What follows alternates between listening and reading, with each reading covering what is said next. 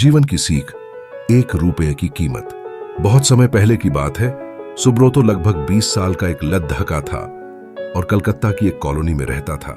उसके पिताजी एक भट्टी चलाते थे जिसमें वे दूध को पका पका कर खोया बनाने का काम करते थे। सुब्रोतो वैसे तो एक अच्छा लद्देश का था, लेकिन उसमें फिजूल खर्ची की एक बुरी आदत थी। वो अक्सर पिताजी से पैसा मांगा करता और उसे खाने पीने या सिनेमा देखने में खर्च कर देता। एक दिन पिताजी ने सुब्रोतो को बुलाया और बोले, देखो बेटा, अब तुम बड़े हो गए हो और तुम्हें अपनी जिम्मेदारियां समझनी चाहिए। जो आए दिन तुम मुझसे पैसे मांगते रहते हो और उसे इधर उधर उड़ाते हो, यह अच्छी बात नहीं है। क्या पिताजी, कौन सा मैं आपसे 1000 रुपए ले लेता हूं? चंद पैसों के लिए आप मुझे इतना बड़ा लेक्चर दे रहे हैं। इतने से पैसे तो मैं जब चाहूं आपको लौटा सकता हूं। सुब्रोतो नाराज होते हुए बोला। सुब्रोतो की बात सुनकर पिताजी क्रोधित हो गए, पर वो समझ चुके थे कि डांटने फटकारने से कोई बात नहीं बनेगी। इसलिए उन्होंने कहा, आसिम था, यह तो बहुत अच्छी बात है। ऐसा करो कि तुम मुझे ज्यादा नहीं, बस 1 रुपया रोज लाकर दे दिया करो। सुब्रोतो मुस्कुराया और खुद को जीता हुआ महसूस कर वहां से चला गया। अगले दिन सुब्रोतो जब शाम को पिताजी के पास पहुंचा तो वे उसे देखते ही बोले, बेटा लाओ मेरे 1 रुपये। उनकी बात सुनकर सुब्रोतो जरा घबराया और जल्दी से अपनी दादी मां से 1 रुपये लेकर लौटा। लीजिए पिताजी, ले आया मैं आपके 1 रुपये।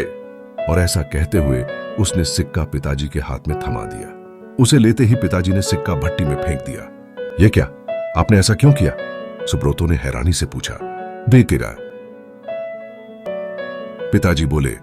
सुब्रोतो ने भी ज्यादा बहस नहीं की और वहां से चुपचाप चला गया।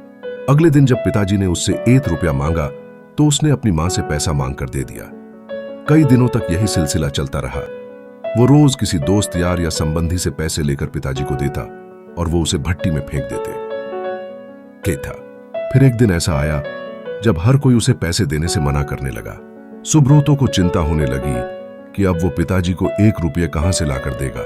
शाम भी होने वाली थी। उसे कुछ समझ नहीं आ रहा था कि वो करे क्या। 1 रुपया भी ना दे पाने की शर्मिंदगी वो उठाना नहीं चाहता था।